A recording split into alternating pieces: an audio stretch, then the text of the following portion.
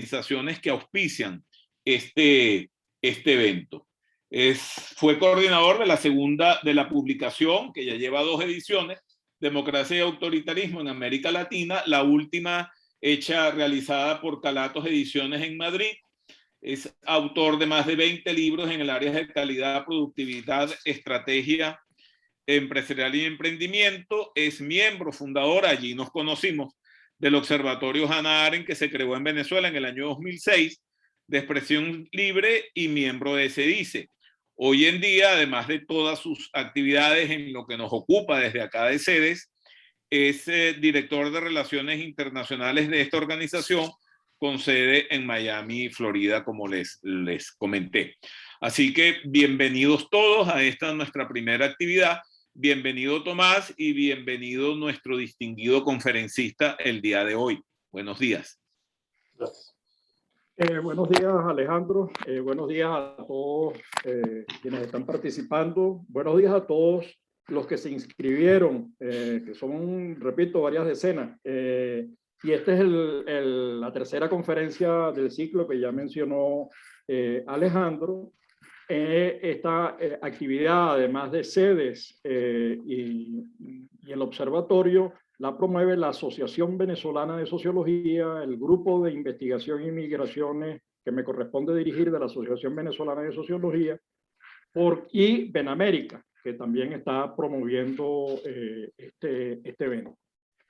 Bueno, porque las migraciones al final lo cambian todo y uno nunca sabe cuántas vueltas da la vida, dónde va y dónde viene.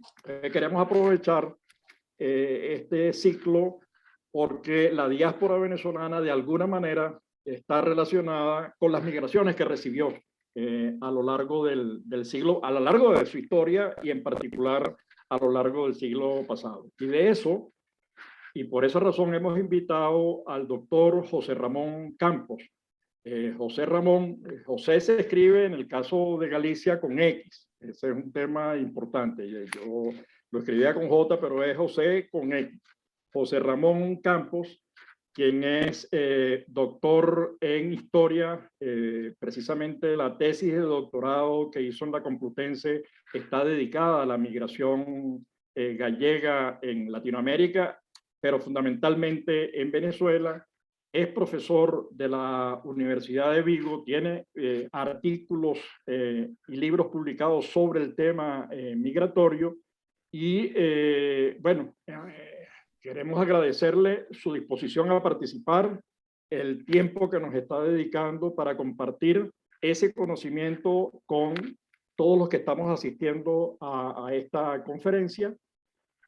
Más o menos el mecanismo sería el siguiente, una presentación general de 30, 35, 38 minutos, digamos, ahí no somos inflexibles con el tiempo, una presentación central, y luego abriríamos las preguntas y respuestas a todos los participantes, aquellas que quieran formularlo, y decirle a todos nuestros participantes que esta conferencia, esta tercera conferencia, la vamos a dar continuidad con la migración vasca, la migración italiana, la migración colombiana, y esperamos el próximo año incluir a la peruana, a la argentina y a la chilena. También tenemos por allí detectada, ya contactada a la migración del Líbano en Latinoamérica y Venezuela, que es voluminosa. Y luego la China, que no sabíamos que era tan grande. Pero bueno, ese es el plan de trabajo. En todo caso, al profesor y doctor José Ramón Campos, las gracias. Y bueno, es suyo el micrófono para iniciar la presentación. Les pediría a todos quienes no van a hablar en este momento, sino que vamos a escuchar, que cerraran el micrófono para evitar cualquier interferencia. Profesor. Muchas gracias, Tomás. Quiero agradecer también a Tomás y a CEDES darme esta oportunidad para divulgar un poco la experiencia del caso gallego, un pueblo que durante casi 150 años vivió en sus propias carnes el drama, diría yo, el problema de la emigración, de tener que sus gentes abandonar su tierra, su país, para buscar unas mejores posibilidades de vida.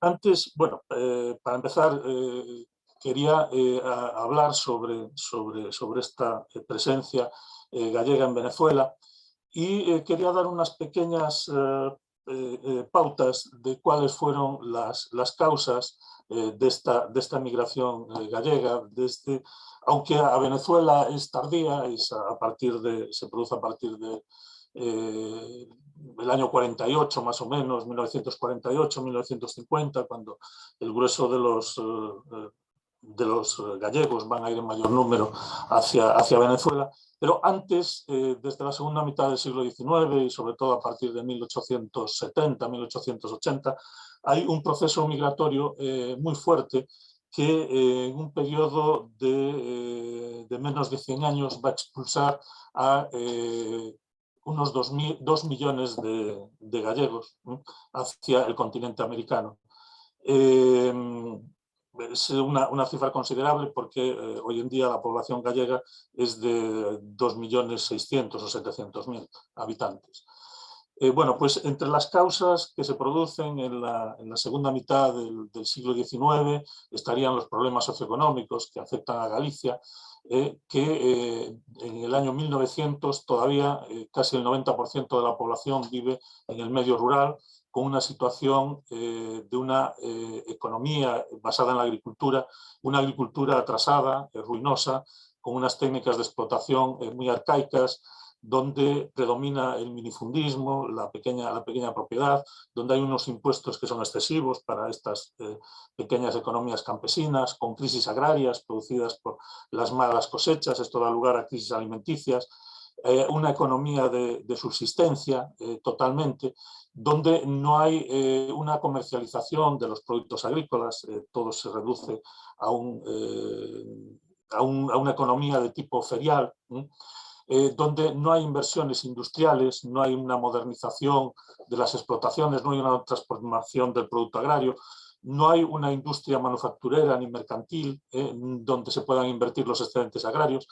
Será en el siglo finales del XIX cuando se empieza a desarrollar la industria conservera, que será una de las industrias principales de Galicia, luego los astilleros, las eléctricas, bueno, pero eso será más tarde, a partir del siglo XX. De momento también hay una deficiente red viaria, el ferrocarril llega muy tarde. Por otra parte, hay un aumento demográfico y el medio rural, el campo, no es capaz de absorberlo. Hay un excedente de mano de obra, que no puede ser absorbido por una industria que no existe. Entonces, bueno, pues la emigración va a ser como una especie de válvula de escape de la población gallega ante el fracaso en estos momentos de la modernización de la agricultura o el fracaso de una industrialización que no se producirá hasta más tarde. Ante esta situación, como diría Castelao, uno de los políticos, escritores e intelectuales gallegos más destacados del siglo XX, el gallego no protestó, sino que emigró. O como bueno, también podría decirse en ese momento, en Galicia el gallego no hizo la revolución, sino que hizo la maleta. Lo que hizo fue bueno, pues, darle salida a estas personas que no tenían posibilidad de prosperar en un medio como el que comenté. Por otra parte, bueno, también en este momento hay una situación de demanda por parte de las nuevas repúblicas americanas de mano de obra, de una mano de obra eficiente, barata, y hay toda una propaganda por parte de representantes consulares, de las compañías navieras. Se genera todo un negocio de la migración, como bien saben. Se van a establecer las primeras cadenas migratorias que, a partir de sistemas de paisanaje y de parentesco, van a incorporar individuos al grupo. Se van a modernizar los transportes, se van a reducir considerablemente y van a mejorar las condiciones de los viajes. Las políticas de los países americanos van a ser favorables a esta inmigración masiva en general. Va a haber políticas poblacionistas, como fue el caso en Argentina, donde Juan Bautista Alberdi trata de, cuando habla de que gobernar es poblar, ¿no? de poblar estos países y de traer mano de obra de fuera, aunque Alberdi consideraba que la anglosajona sería más apropiada en este caso que la latina. Y en este sentido, bueno, pues Argentina, Cuba, Brasil, Uruguay van a ser lugares de destino de la población gallega, como de la migración gallega, que son países necesitados de mano de obra barata, de personal, y que necesitan personal en los servicios, en las industrias que se van a crear, y que son sociedades de gran permeabilidad social, lo cual no ocurre en la España de esa época. Esta sería la primera oleada, podríamos decir, migratoria hasta 1930. Como saben, a partir de 1930, con la crisis económica, el crack del 29, luego la situación de guerra civil que atraviesa España entre 1936 y 1939, la guerra mundial hasta 1945, bueno, pues va a cerrar prácticamente o reducir considerablemente la emigración hacia el continente americano, que se recuperará a partir de 1946-48, y ahora Venezuela va a ser un país de destino mayoritario de los españoles, y dentro de los españoles los gallegos y los canarios van a ser el grupo más numeroso. Los canarios realmente tendrán porcentajes mayores que los gallegos, en torno al 40-45% seguramente de la inmigración española a Venezuela fueron canarios, mientras que bueno, pues la inmigración gallega estaría en torno al 35%. Entre 1946 y 1960 llegan a Venezuela pues unas 500.000 personas procedentes, como dije, la mayoría de España, de Italia también, y de Portugal. Es una cifra importante si tenemos en cuenta que en 1956 Venezuela contaba con una población de 6,5 millones de habitantes, de los cuales 2,5 millones serían población económicamente activa.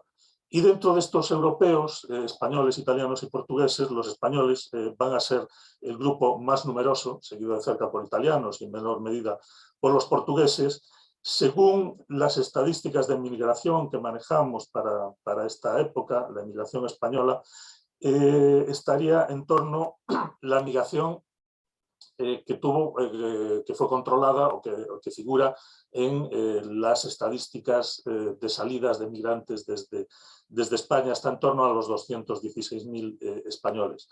Y en esta fecha se cree que hablo de la década de 1950, de ese porcentaje, de ese número de españoles, en torno a los 80.000 serían gallegos, y el 40% de esos 200.000, el grupo más numeroso, 40-45% serían los canarios. Los puertos de embarque van a ser el puerto de Vigo, sobre todo, por donde van a embarcar el 30% de los españoles y la mayoría de los gallegos que se dirigen a Venezuela. Y por otra parte, Santa Cruz de Tenerife, con el 35%, van a ser, y esto da idea de dónde van a proceder los dos grupos de migrantes mayoritarios que proceden de España. Por una parte, los gallegos, y por otra parte los canarios. En cuanto bueno, la mayoría de los emigrantes van, y como dicen la mayoría de los testimonios, viajan, tienen que recurrir a préstamos. En Galicia el hecho del minifundismo, el hecho de la pequeña propiedad, va a facilitar el que casi todos tengan algo que hipotecar, algo que pignorar para conseguir el dinero necesario para los gastos del viaje. Y bueno, pues la mayoría, como bien decían ellos, iban en tercera clase porque no había cuarta.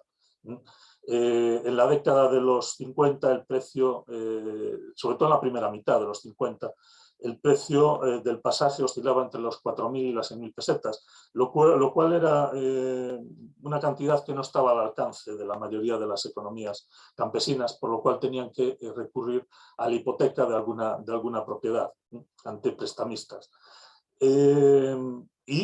Por eso, una vez llegado a Venezuela, en este caso, pues el primer objetivo del emigrante era enviar el dinero para pagar estos gastos y que no se perdieran las propiedades que se habían hipotecado. Bueno, en este momento la mayoría de los gallegos se establecen en el Distrito Federal y en el Estado Miranda.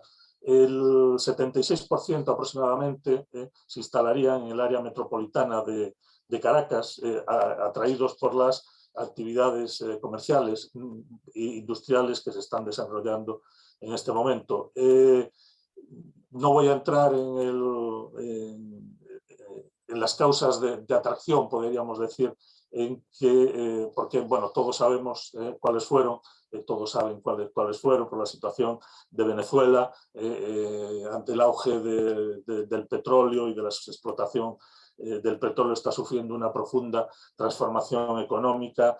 Y a esto hay que añadir en los años 50 la política de puertas abiertas prácticamente del gobierno de Marcos Pérez Jiménez, en el que prácticamente los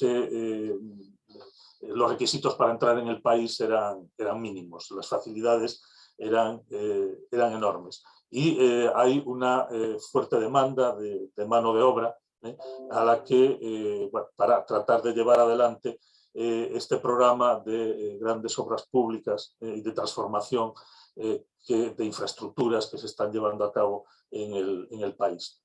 Son emigrantes con unos objetivos económicos muy claros, inmigrantes despolitizados, que hay que decir que cuando llegan, la mayoría en los años 50, ya se encuentran con una sociedad gallega que fue autorizada a funcionar en 1945, que fue la Gallego, cuando en Venezuela había muy pocos gallegos y fundamentalmente eran exiliados republicanos que después, una vez que perdieron, que el bando republicano pierde la guerra civil ante las tropas franquistas, los que consiguen llegar a Francia como exiliados, luego tratarán de llegar hacia el continente americano y se instalarán en México. Lázaro Cárdenas acoge a una cantidad importante de refugiados españoles, entre ellos gallegos. En Argentina también se van a instalar muchos de ellos. Incluso, curiosamente, en la República Dominicana, gobernada por Trujillo, hubo exiliados republicanos. Y en Venezuela no va a ser una excepción, aunque en principio con reticencias por parte del gobierno de Medina Angarita, donde bueno, son mejor considerados y mejor aceptados los exiliados vascos que van llegando por su formación católica, conservadora, y que no tenían un carácter radical que se le atribuye en cambio, en el caso de los gallegos, muchos de ellos, aparte de su carácter nacionalista, algunos, o galleguista, pertenecían al Partido Socialista, al Partido Comunista, y en principio, bueno, se les acoge, pero se les prohíbe que realicen actividades de tipo político. Y el Centro Gallego va a agrupar, el LAR Gallego, perdón, va a agrupar a este grupo, y aquí van a realizar sus actividades, sobre todo actividades de tipo cultural, y también actividades de rechazo hacia el régimen franquista, lo cual entre 1945 y 1948, con el gobierno de Rómulo Betancourt y de Rómulo Gallegos, son más proclives a estos exiliados republicanos. Luego la cuestión cambiará durante la dictadura de Pérez Jiménez, pero aquí ya se crearán otros centros, como el Centro Gallego, o la Casa de Galicia, que tendrá un carácter menos político y donde van a acoger a estos inmigrantes que van a llegar en un número cada vez mayor. Se establecen cadenas migratorias, aquellos que llegan en un primer momento van a ir incorporando al grupo a amigos, familiares, vecinos, y una vez que llegan a Caracas, bueno, hay que decir que una vez llegados al puerto de La Guaira, las primeras impresiones del inmigrante van a ser casi siempre negativas, no se corresponden con la idea que tenían del país, con la propaganda que se había llevado a cabo, ya que lo primero que ven son los ranchitos, estos edificaciones precarias que están dispersas en las laderas de los cerros, y que, bueno, como me decía uno de los testimonios, una de las personas entrevistadas me decía que, claro, era chocante bajar del barco y encontrarte con aquella pobreza cuando realmente lo que iban era buscar riqueza. Bueno, pero esta impresión, en un principio negativa, se disipaba al llegar a la ciudad. Caracas ya era una ciudad, una capital en plena transformación, pero cosmopolita, donde bueno, la referencia que tenían antes de emigrar en Galicia eran Vigo o La Coruña, que son las ciudades más grandes, que hoy tienen cerca de 300.000 habitantes, pero que en aquel momento tenían 20.000 o 30.000, realmente eran pequeños pueblos. Bueno, pues Caracas se va a acoger en principio, como ya digo, casi 3/4 partes de los que llegan se van a instalar en la ciudad capital. Aquí los que contaban con familiares, con amigos, les van a proporcionar alojamiento, trabajo, les van a ayudar a encontrar trabajo. Se van a desarrollar las pensiones, dentro de estas casas coloniales, alargadas. Bueno, pues desde un primer momento, curiosamente también, una de las actividades económicas de los gallegos fueron estas pensiones donde daban alojamiento a los paisanos. Muchas, como digo, sus propietarios eran gallegos, incluso fiaban, le daban facilidades hasta que encontraban trabajo, les daban facilidades a sus paisanos. Fueron, como digo, un negocio para muchos gallegos, que permitieron también que los recién llegados tuvieran un lugar de referencia. Ya iban, cuando salían de su pueblo, de su tierra, les indicaban que fueran a la pensión de fulanito, de menganito, bueno, que proliferaron este tipo de pensiones por las zonas de Carabobo, de la Candelaria, del Conde, de los Rosales, Maripérez o Santa Rosalía. Y en ellas, en muchos casos, bueno, pues bueno, puedo leer aquí uno de los testimonios que decía: vivíamos 13 matrimonios juntos en aquella pensión, y cada matrimonio tenía su habitación, o sea que alquilabas la habitación y te ponías tu cocinita y allí cocinabas, y tenías la habitación para dormir y luego trabajabas y venías de noche. Se hacía la comida por la mañana, mi marido llevaba su comida para su trabajo, yo llevaba la mía para el mío, y a la noche pues nos juntábamos en la habitación. Bueno, además en estas casas los patios traseros fueron divididos hasta en cuartos, en pequeños cuartos. En algunos, como dice en este caso, bueno, pues cocinaban en la propia habitación, en otros pues llevaban incluida la comida, o había por lo menos esa posibilidad.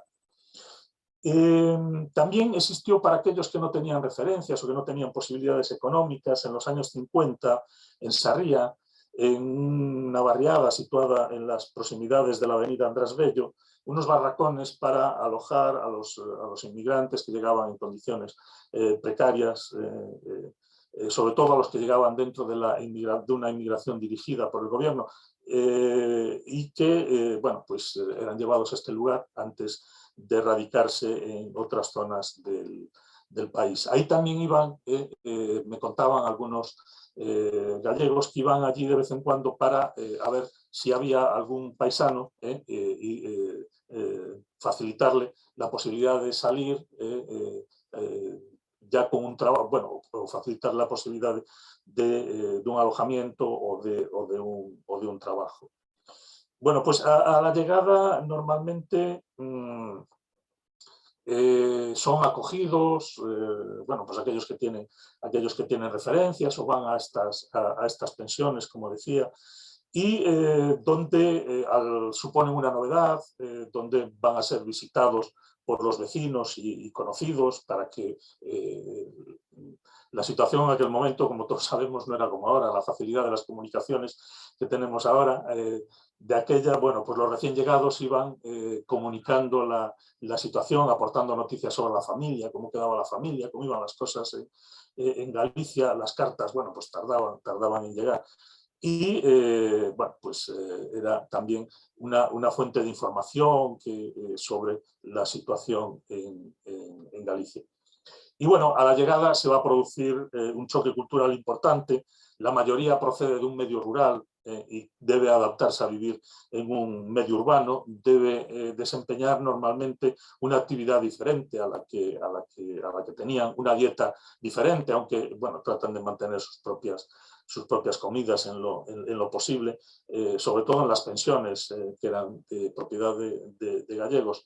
Aquí el idioma va a facilitar mucho las cosas, pero hay que tener en cuenta que en Galicia y sobre todo en el medio rural, aunque bueno, en las escuelas se impartía el castellano, muchos de ellos apenas habían ido a la escuela, apenas tenían una formación y se desenvolvían mal con el castellano. Y no les era fácil adaptarse a esta situación cuando uno no se expresa bien en castellano. Incluso eran confundidos con portugueses en muchos casos. Los gallegos, sabes que el idioma gallego y el portugués tienen la misma raíz y son idiomas muy parecidos. Bueno, lo que predomina es la idea de retorno. Hay una idea muy marcada de retorno. Se trata de conseguir unos ahorros y de volver a Galicia para establecerse normalmente por cuenta propia o para trabajar en el campo, pero en mejores condiciones.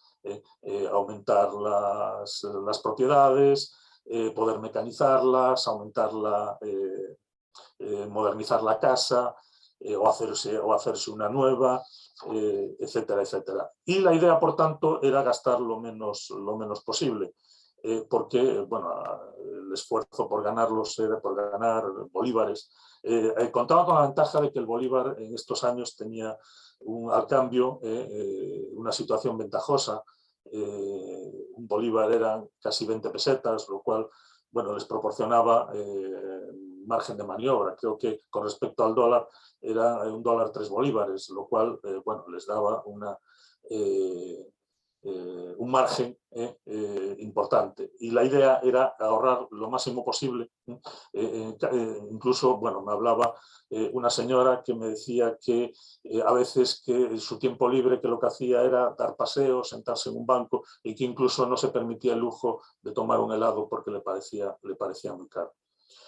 Por tanto, bueno, al principio es necesario buscar trabajo, se va a recurrir pues, a familiares, amigos, se va a recurrir a los anuncios en los periódicos. Y al contrario de lo que ocurre con los canarios, que sí se fueron, bueno, sí se trasladaron al medio rural y trabajaron en el campo, en el caso de los gallegos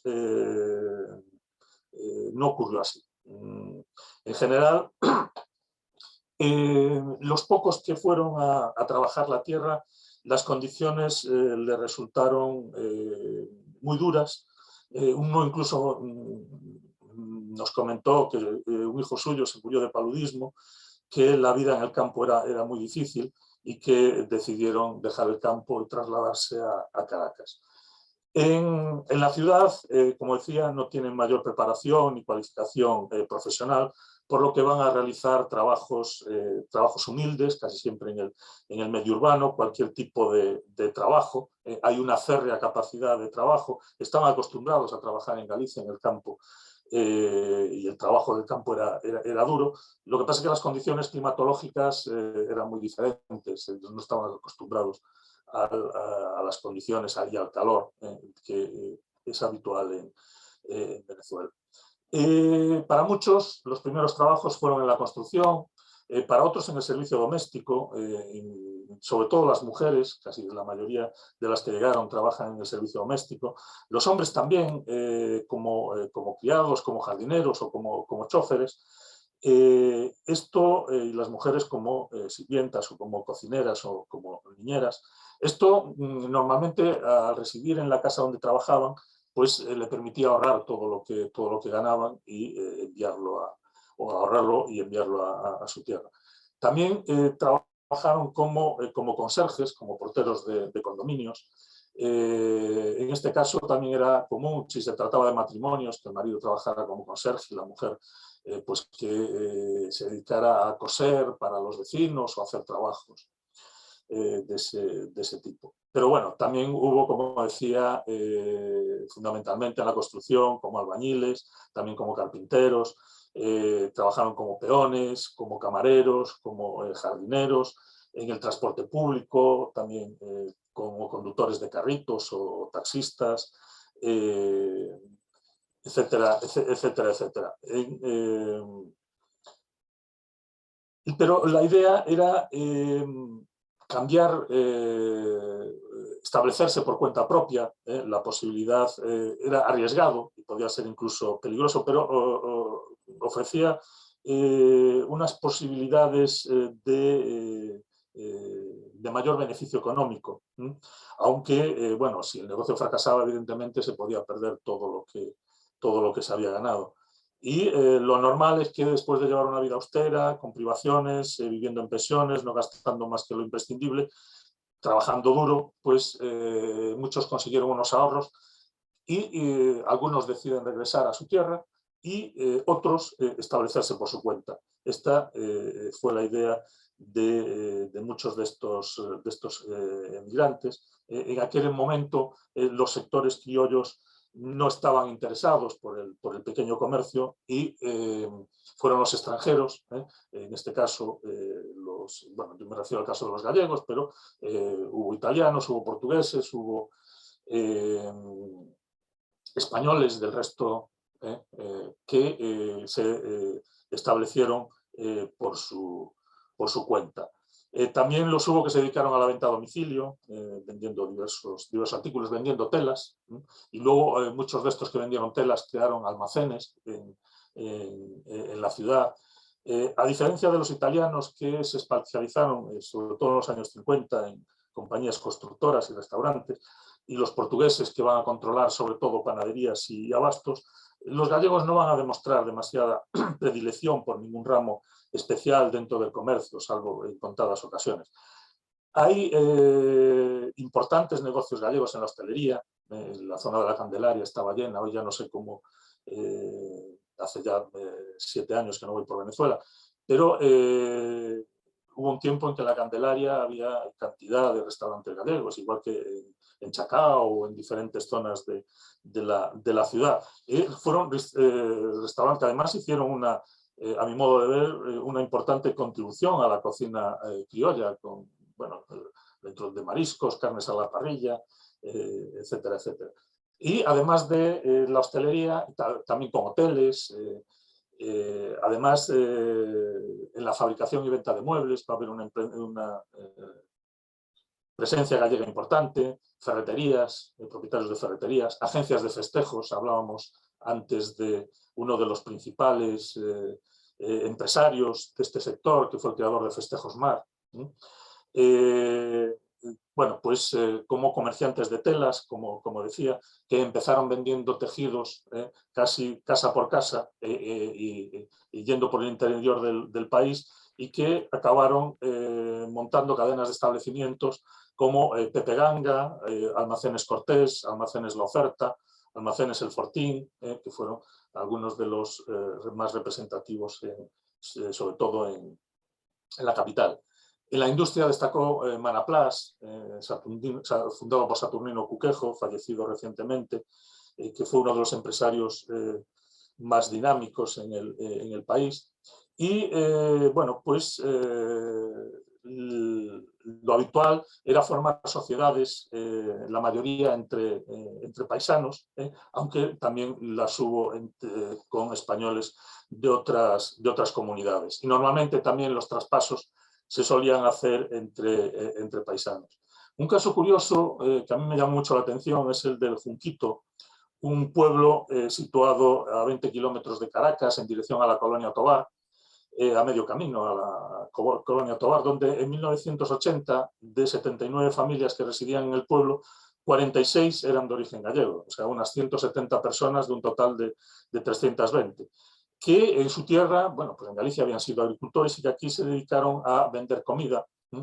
La calle principal del Junquito es una sucesión de puestos de chicharroneras, donde se venden productos derivados del cerdo, chorizos, lacón, costilla, tocino, jamón, y junto con productos criollos como arepas, cachapas, jojoto, y constituyen todo un mestizaje culinario. Y además la mayoría de los gallegos que vivían ahí procedían de una comarca muy concreta de Galicia, la de Celanova, y bueno, era muy frecuente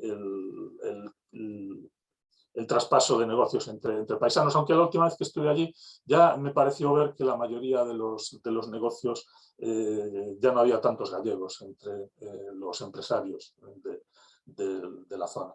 Bueno, lo cierto es que poco a poco la presencia de gallegos se va a hacer patente en casi todas las actividades urbanas, comerciales e industriales, y muchos de ellos pasaron a formar parte de las clases medias del país y, bueno, pues consiguen prosperar económicamente.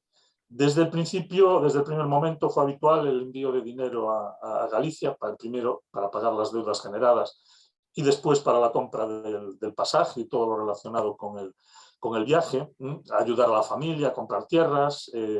Más tarde, a partir de los años 70, las tierras ya no tienen el valor que tenían y se va a invertir en apartamentos, en locales comerciales, se va a invertir en las ciudades que ofrecen mayor posibilidad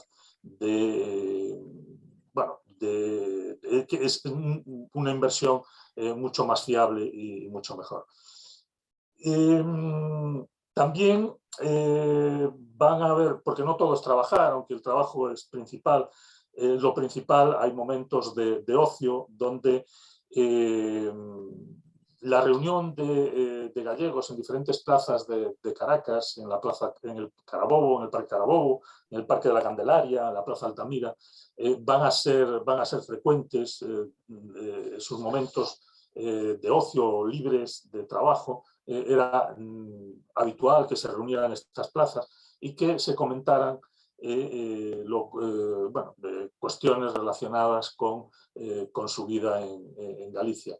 La de la Candelaria hoy, bueno, hoy en día ya no sé, pero hace poco todavía se encontraban grupos de paisanos allí con sus tertulias.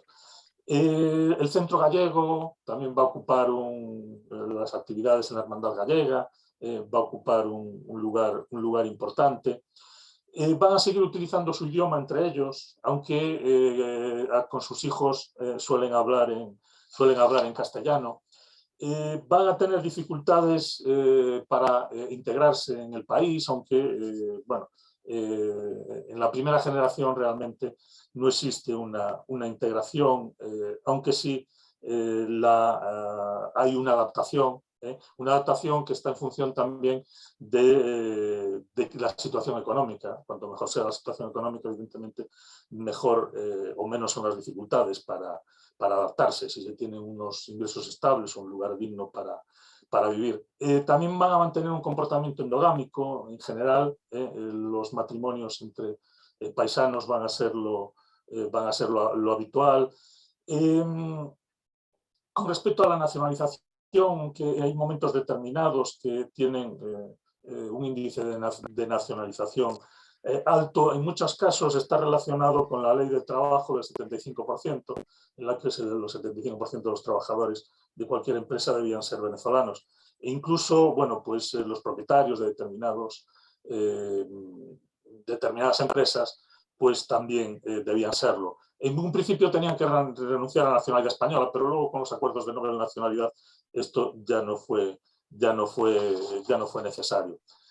Por otra parte, algo que lleva mal es el tema de la inseguridad física y también la inseguridad social, el miedo a que una enfermedad pueda acabar con los ahorros de toda una vida. El tema de, aunque se sintieron bien acogidos, me decía siempre, había quien les hacía sentir extranjeros en un país en el que llevaban, este es el drama del emigrante, que ya no es en este caso pues son venezolanos en Galicia y gallegos en Venezuela. Y en este sentido, la idea de retornar, que está siempre presente, llevó a que muchos de ellos trataran de que sus hijos se educaran en colegios españoles, como el Colegio Cervantes o el Colegio Diego de Losada, que tenían unos planes de estudio que les permitían acceder a la universidad española en caso de que quisieran retornar. Hay, sobre todo a partir de los años 80, a partir de la crisis económica del 83 y después a partir del 89, una tendencia cada vez mayor al retorno, que si antes era del 40%, ahora probablemente sea del 60% o incluso del 70%. Pero bueno, ya para terminar, lo que quiero decir es que fueron muchos, en el caso de los gallegos, los que dejaron sus casas, sus familias, sus vidas aquí para conseguir mejores condiciones de vida, buscando, bueno, pues progresar económicamente, buscando un lugar, en la búsqueda de un sueño y de un lugar donde pudieran poner fin a sus penurias. Y Venezuela fue ese lugar para la mayoría de ellos. Aunque evidentemente no todos consiguieron realizar ese sueño, los hubo que fracasaron. Pero lo cierto es que la mayoría pudieron llevar una vida digna, que económicamente les fue bien, a algunos incluso les fue muy bien. Pero como decía uno de nuestros testimonios, con esa ambivalencia de saber que perdieron, que por el camino se dejaron muchas cosas, que escaparon de la miseria, pero que se dejaron parte de sus raíces y parte de su identidad. Muchas gracias. Así, a grosso modo y de manera apresurada, tampoco quiero extenderme demasiado. Podemos, si queréis, comentar aspectos que consideréis, bueno, que se quedaron fuera por la extensión del tema, quedaría para mucho más. Muchas gracias. No, gracias a ti, José Ramón. Y hay un montón de preguntas y paso a decírtelas para que las vayas anotando, a ver si las puedes responder todas. Creo que hay algunas que se pueden repetir o forman parte de la... La primera es cómo ve la migración de retorno, cómo ven la migración de regreso a Galicia. Esa es una primera. Una segunda pregunta es, ¿qué son las cadenas migratorias? ¿En qué consisten esas cadenas migratorias que has utilizado en varias ocasiones? Una siguiente pregunta es, dice así, ¿se puede decir, existe información al respecto de si la inmigración española se unió en sus destinos? Es decir, ¿se reconocían en una unidad gallegos, vascos, catalanes, canarios, o se mantenían esa distinción, digamos, los que eran de origen gallego separados, los vascos de los catalanes y de los canarios? Esa es una tercera pregunta, ¿no? Una cuarta pregunta. ¿Cuál es si tienes algún dato sobre los porcentajes de españoles que escapan o viajan por razones políticas y aquellos que lo hacen por razones económicas o por las condiciones sociales en general? La siguiente pregunta es, ¿difiere la evolución de la diáspora gallega en los diferentes países de acogida o es posible establecer un común denominador en el caso de la diáspora gallega en Latinoamérica? Esta frase que usted pronunció, el volver al tiempo, ¿qué porcentaje regresó?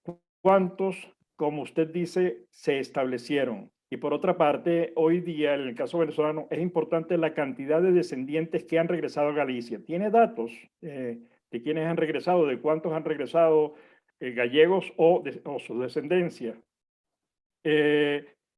¿qué ha sucedido con ese retorno de los descendientes, ¿no? Siguiendo con esa pregunta. ¿Esos que regresaron han sufrido algún tipo de discriminación? ¿Tuvieron alguna dificultad para integrarse? Bueno, y otros aplauden de verdad su intervención, aplauden su estudio, le dan muchas gracias. Y la última pregunta que hemos recibido hasta el momento es, ¿quiénes regresan hoy de América a Galicia? ¿Los jóvenes? ¿Los viejos? Como ves, son muchas preguntas. No sé si has tenido tiempo de anotarlas todas. Cualquier cosa te las recuerdo. Sí. Bueno, es tu palabra. Tienes el derecho. Sí.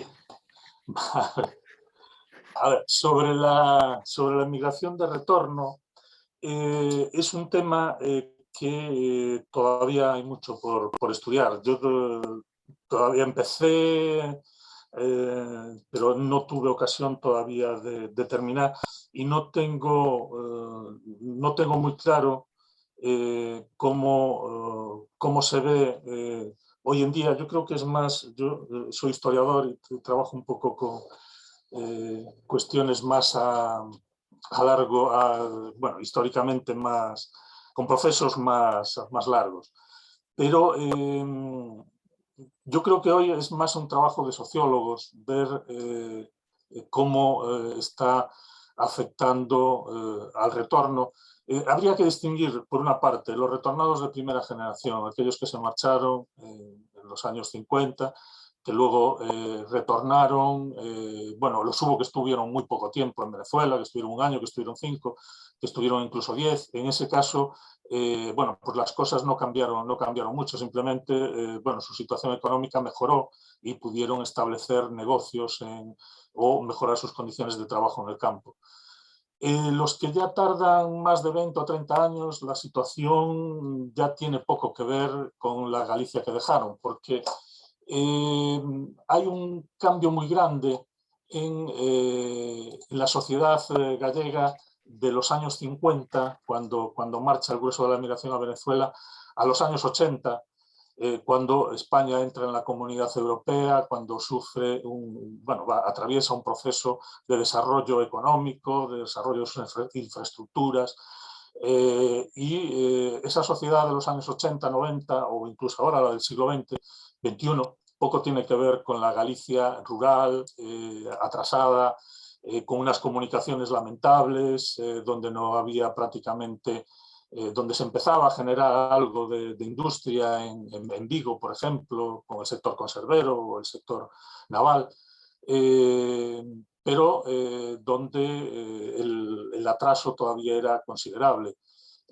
Mientras que en los años 80 hay un proceso ya en la parte, se fue abandonando el campo, no solo por las emigraciones hacia el continente americano, sino hacia el resto de España, hacia Cataluña o el País Vasco, que tuvieron un desarrollo mayor que Galicia, o incluso hacia las ciudades de la costa gallega, como Vigo o Coruña, que se convierten también en polos y el campo se va despoblando.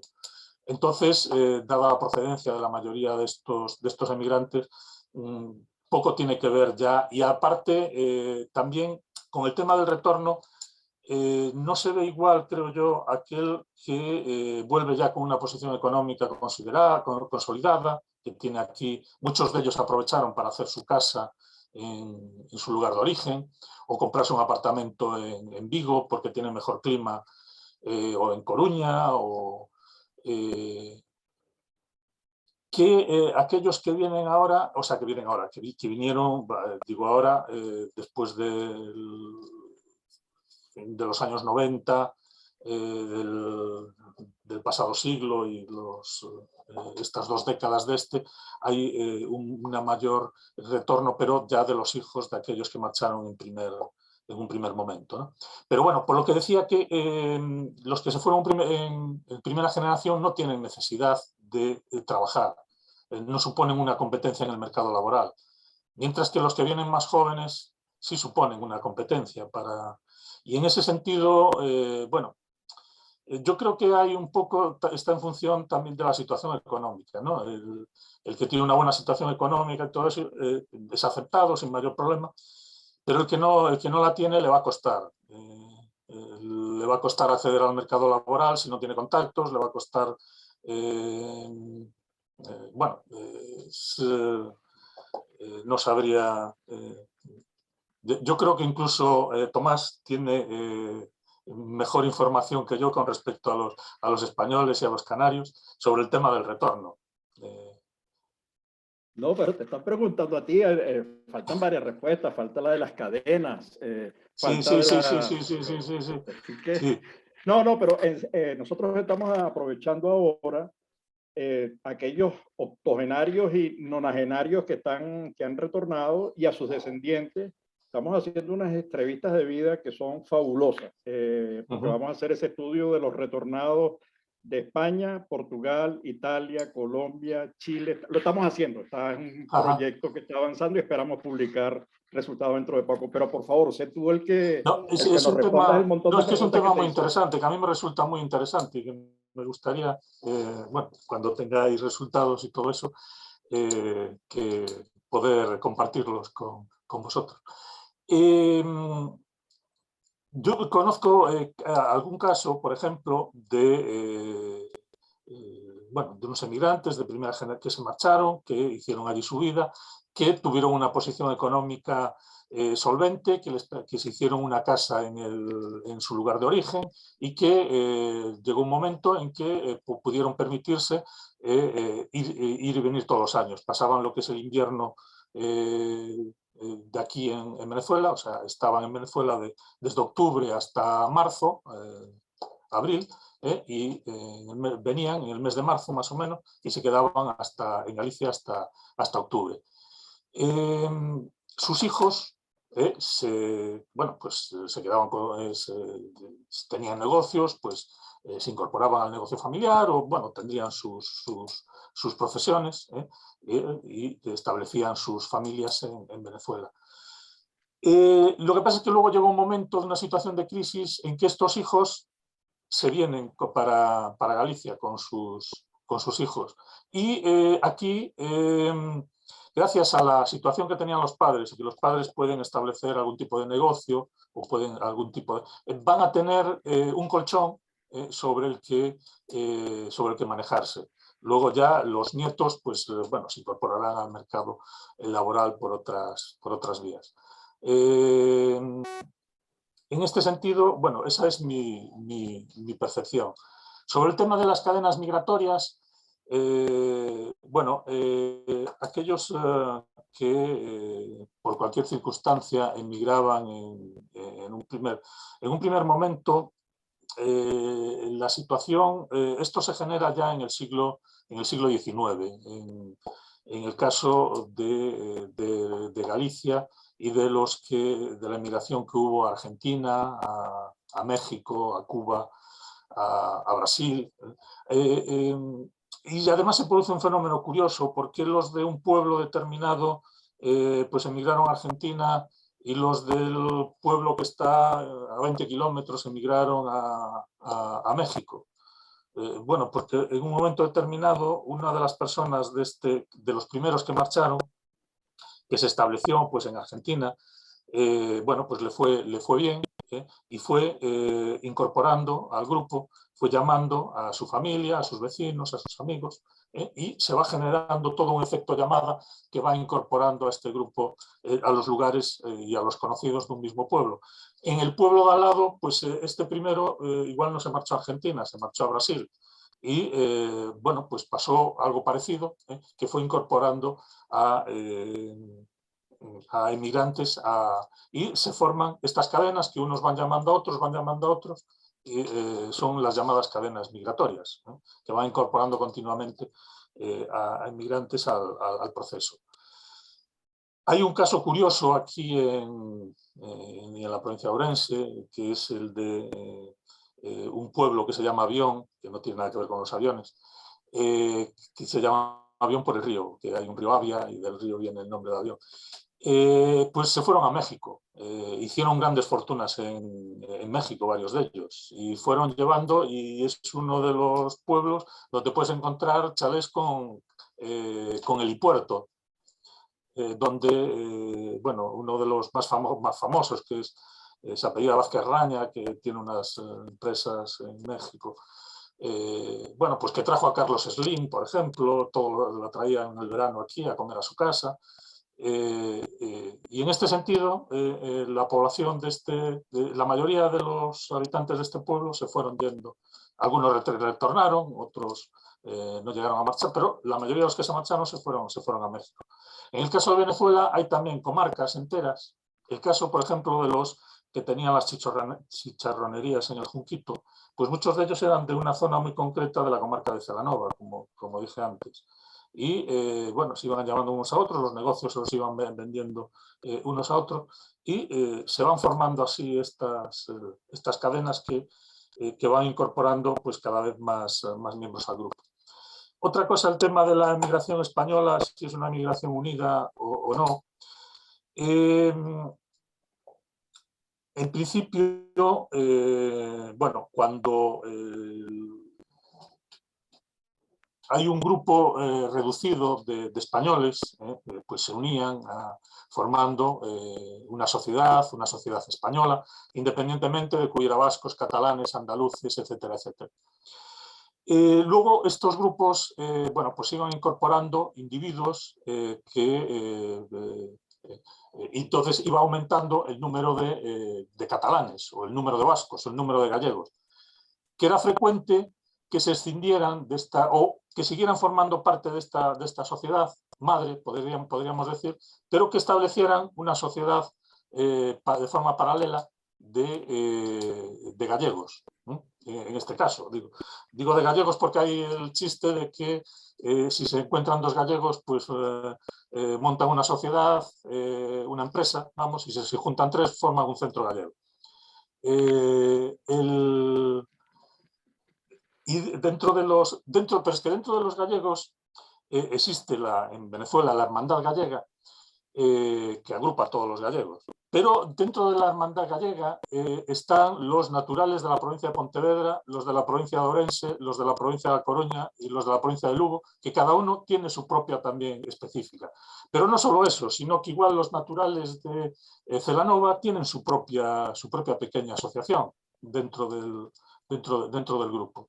Y en este sentido, bueno, pues hay sociedades de una sociedad territorial que sería la española, se van desgajando, o incluso, bueno, depende del número se van formando sociedades territoriales más pequeñas, bueno, aunque es igual, imagino que en Venezuela un andino y un maracucho igual no tienen, hay diferencias culturales entre ellos, o uno del este y uno del oeste, pues aquí también un gallego de un vasco o de un catalán, bueno, pues tenemos nuestras propias identidades, ¿no? Y tenemos nuestras a nivel gastronómico, a nivel cultural, y nos sentimos más a gusto probablemente dentro de estas pequeñas sociedades, que algunas nacieron de desavenencias internas y otras simplemente porque había un grupo que era de un lugar determinado y que quería tener su propia identidad o su propia sociedad. Pero no hubo, aunque hubo por ejemplo, en Venezuela, la Casa de España fue un centro, una sociedad minoritaria, muy minoritaria en socios, que, por ejemplo, el Hogar Canario o la Hermandad Gallega, que tuvieron mucho más auge, muchos más abonados. Incluso, bueno, antes de existir la Hermandad Gallega, que es fruto de la unión de los tres primeros centros, Lar Gallego, Centro Gallego y Casa de Galicia, los bailes del Centro Gallego creo que eran, bueno, donde no iban solo gallegos. Algún canario me dijo que su mujer la había conocido en el Centro Gallego y la mujer también era canaria. Simplemente, bueno, pues eran lugares donde tiene un componente también de lúdico y de recreo importante. Pero que yo, a mi modo de ver, no hay una no hay una unidad. Y esto ocurrió en México, en Argentina, en Cuba, donde hubo una presencia importante, por ejemplo, el caso que más conozco es el gallego. Entonces, donde crearon unos centros gallegos y unos centros gallegos fuertes. El de La Habana pues tuvo mucha importancia hasta la Revolución. El de Buenos Aires, aún hasta hace poco, uno de los hospitales más importantes de Buenos Aires era el del Centro Gallego, que hoy está en quiebra. Pero en Caracas, la Hermandad Gallega, aunque no llegó a tener un hospital, sí llegó a tener un colegio, el Colegio Castelao, llegó a tener servicios médicos en el que sus socios tenían precios, o acuerdos por los que sus socios tenían precios prioritarios. Sobre... Sí. No, pero para que siga, porque hay alguien que escribe diciendo, me provoca ir a comer chicharrones. No sabes cómo me provoca salir corriendo a comer chicharrones al Junquito. Hay dos preguntas para complementar las que te había hecho antes y que estás respondiendo. Una es que a los retornados al País Vasco lo llamaban indianos. ¿Había algún nombre particular para los que regresaban de las Américas a Galicia? Y qué de positivo, qué aportes puede hacer y está haciendo el retorno y la descendencia del retorno a Galicia, si es que hay algún aspecto positivo. Bueno, sobre el tema de los indianos, en Galicia también eran indianos los que retornaban en el siglo XIX y a principios del siglo XX. Se les llamaba indianos porque solían regresar con una vestimenta, con el traje de lino blanco, el sombrero hippie japa, y tenían, se hacían grandes casas en las que había palmeras formaron parte del... De hecho, aquí en Galicia hay algún estudio sobre estas casas de indianos que proliferaron por la costa. En Asturias las hay realmente auténticas maravillas de esta. De hecho, el archivo de la migración en Asturias estaba en una de estas casas de indianos, en Colombres. En el País Vasco también tienen tuvieron realmente una importancia grande, porque además los que tenían una posición económica desahogada invirtieron aquí en Galicia en la industria conservera, en la industria eléctrica, en fomentar escuelas. También hubo casos incluso que crearon o ayudaron a financiar escuelas para la educación de los niños, porque creían que en vez de fomentar inmigrantes había que fomentar ciudadanos del propio y que tuvieran una formación que les permitiera quedarse en el propio país. En este sentido, fue una labor importante la de algunos sectores de los indianos. Continuando con las preguntas, si tenía datos sobre los españoles que marcharon por cuestiones políticas. Esto ocurrió sobre todo a partir de la finalización de la Guerra Civil Española, en el que los partidarios de la República tuvieron que exiliarse para no sufrir represalias por parte de la dictadura franquista. No hay datos exactos porque muchos de ellos porque no salen de manera oficial, por las diversas maneras que encontraron. Algunos participaron en la Segunda Guerra Mundial y en el bando de los aliados, pero los que pudieron marcharse a América, pues como dije antes, lo hicieron a Argentina, Cuba o México sobre todo, pero no hay datos, y es la última, realmente estos exiliados fueron los últimos que se marcharon de España por motivos políticos. Luego, que pensaron que sería una cuestión breve, que el gobierno franquista se acabaría cayendo por su propio peso, sobre todo después del triunfo de los aliados en la Segunda Guerra Mundial y de la derrota de Alemania y de Italia, aliados de Franco.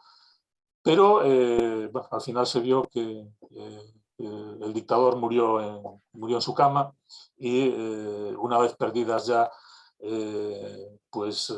las esperanzas de retornar a su país, pues la mayoría de estos exiliados hicieron vida y hicieron aportes culturales muy importantes, porque tenían, en el caso de Venezuela, por ejemplo, Pi Sunyer fue un exiliado republicano y es un referente. Y como él hubo a Pedro Grases, a quien tuve la suerte de conocer en Venezuela, también era un exiliado catalán y también fue un referente de la cultura venezolana. En este sentido, los exiliados republicanos dejaron una impronta, españoles dejaron una impronta muy, muy grande en los países de destino, tanto en Venezuela como en México o en Argentina. Y bueno, de hecho, Udvar Pietri recomendaba en su momento que se le facilitara la llegada por la formación que tenían la mayoría de estos exiliados a principios de los años 40.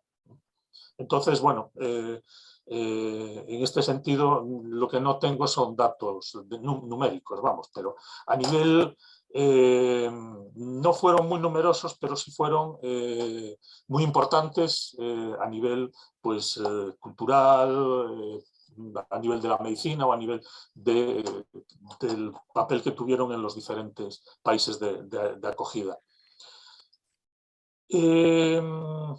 Sobre los porcentajes de retorno,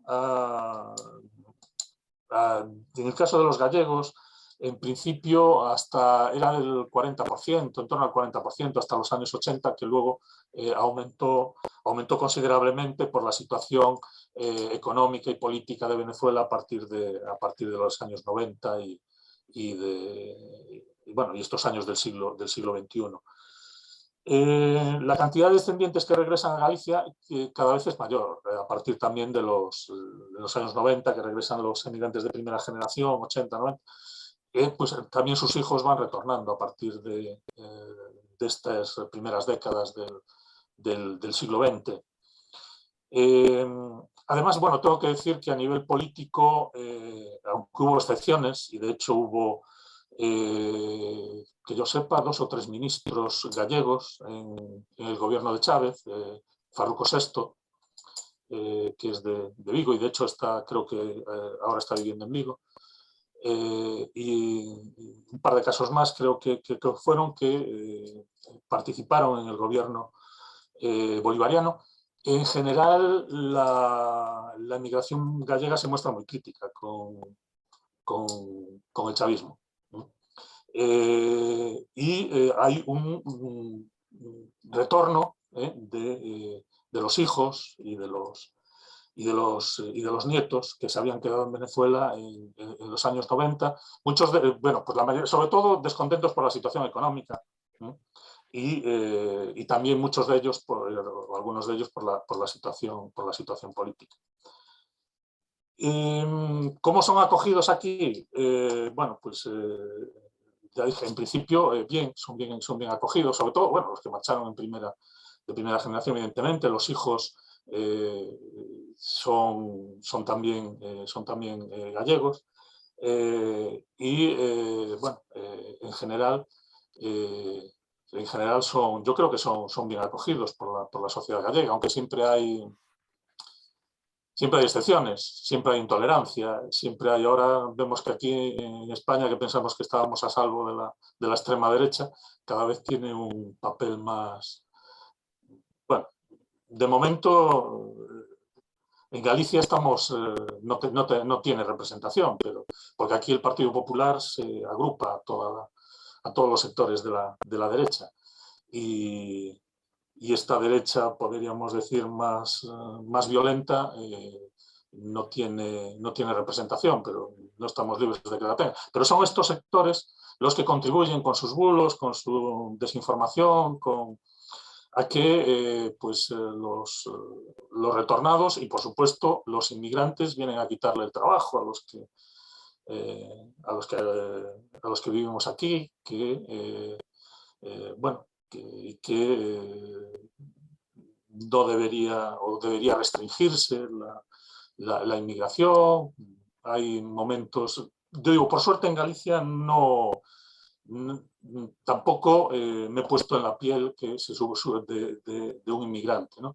Supongo que tendrían que decir siempre al respecto. Yo con respecto a los gallegos, me decían que en Venezuela nunca se sintieron, siempre se sintieron bien acogidos, pero hay momentos en que se sintieron extranjeros. Hubo momentos también de brotes de xenofobia y que están relacionados normalmente con la situación económica, ¿no?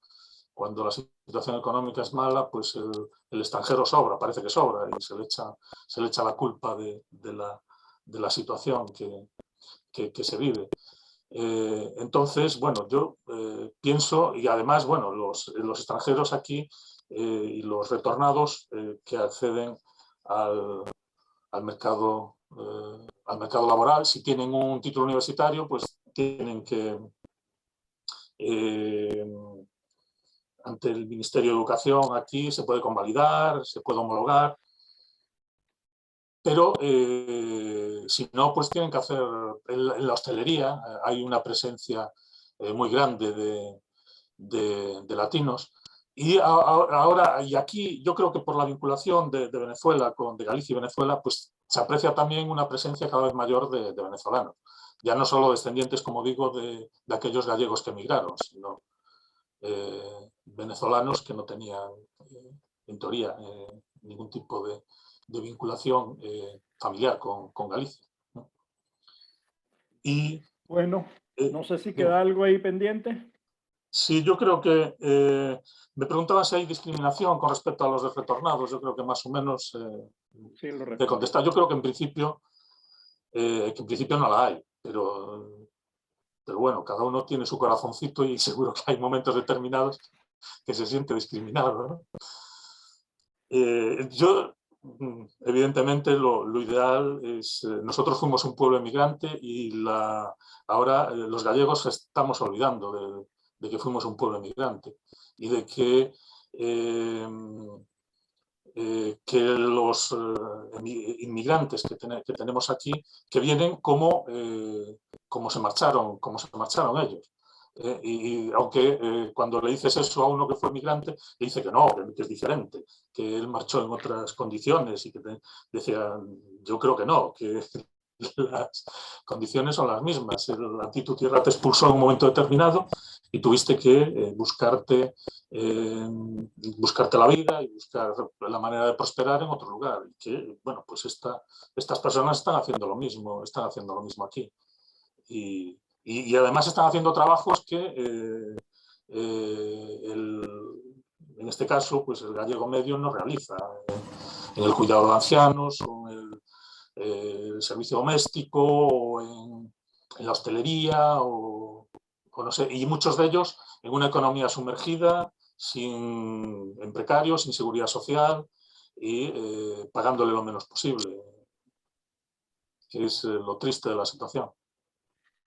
Bueno, esa es un poco como que la realidad de la migración. Pero bueno, de verdad que José Ramón, mil gracias por tu tiempo, mil gracias por compartir tu conocimiento, tu investigación, la información que posees.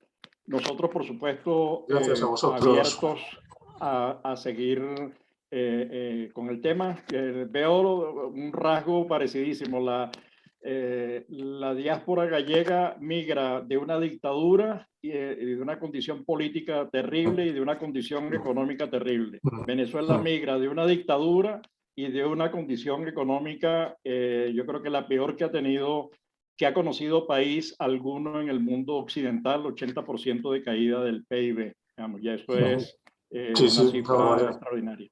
Así que, bueno, y a todos nuestros amigos, a todos nuestros participantes, gracias por las preguntas que nos han hecho, gracias por las felicitaciones que le han dado a CEDES, que le han dado al profesor José Ramón.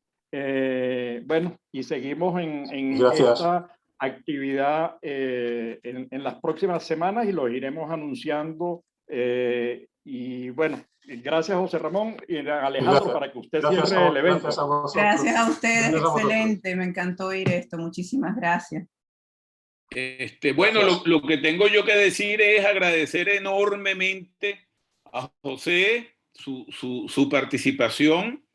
Aquí tienes una casa en CEDES. Muchas gracias. Y por supuesto, disculparnos porque, bueno, hoy fue nuestro, ¿cómo que se llama? Estamos pagando el noviciado. Entonces, bueno, tuvimos problemas técnicos, etcétera, pero a todas las personas, afortunadamente, esta conferencia, esta importante conferencia fue grabada y entonces haremos la edición correspondiente y se la haremos llegar, entonces ya digamos, a los que no pudieron acceder por diferentes motivos, etcétera. Y bueno, y para las próximas conferencias de esta o de otro tipo, pues cometeremos otros errores, no los mismos que cometimos hoy. Entonces, y nos iremos alineando sobre el particular. Para CEDES, por supuesto, un honor haber tenido al profesor invitado. No, el honor es para mí. Claro, por supuesto. Ha sido un honor tenerlo acá. Ojalá que no sea la primera vez. Ojalá dentro de poco tengamos la posibilidad de tenerlo personalmente por acá, por Miami, para organizar algunas actividades por acá. Y bueno, también me quedó el regusto, como comentó el participante, de los chicharrones del Junquito. ¿Cómo me acordaba aquí sentado de esto? Y bueno, un agradecimiento a todos y nos vemos muy pronto. Gracias. Muchas gracias.